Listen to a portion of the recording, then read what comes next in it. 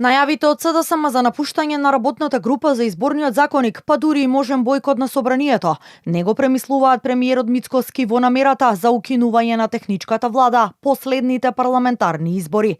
Тој денеска повтори дека аргументите против ги смета за неосновани, бидејќи на наредното гласање ќе има преодна влада со учество на опозицијата.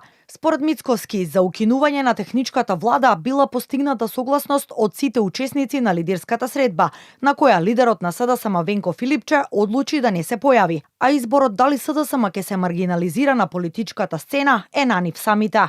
Од тоа што го слушам и очекуваме од нив да го напуштат и парламентот, еден нивен пратеник тоа го кажа, може би да ги бойкотираат и следните парламентарни избори за да ова раководство на СДСМ остане и продолжи да биде раководство, но тоа е нивен избор. Јас ако некој одлучил да се маргинализира од политичката сцена, јас не можам тука да го спречам. Инаку нема политичка криза да има, апсолутно. Ние како влада имаме повеќе од 2/3 во рамките на парламентот како бројка.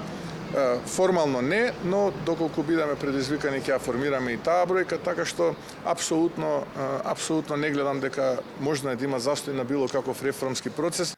Од СДСМ од друга страна остануваат на условот кој го испорачаат до власта, а партискиот лидер Венко Филипче во петокот повтори дека бојкотот за изборниот законник останува, но беше воздржан за најавите за можно напуштање на собранието, што како опција ја најави пратеникот Тречулевски. Ние рековме дека ќе напуштиме прво дебатата и учеството во работната група за изборниот закон.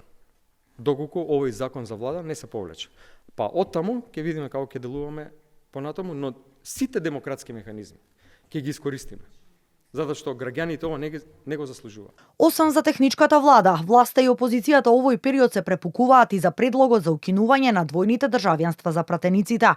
Мицкоски денеска ја поддржа идејата на председателката, покрај пратениците, двојно државјанство да им се забрани и на министрите и на председателот, но само доколку, како што посочи, уставните експерти и законот го дозволат тоа. Овие законски измени во меѓувреме заглавија во собранието со околу 200 амандмани.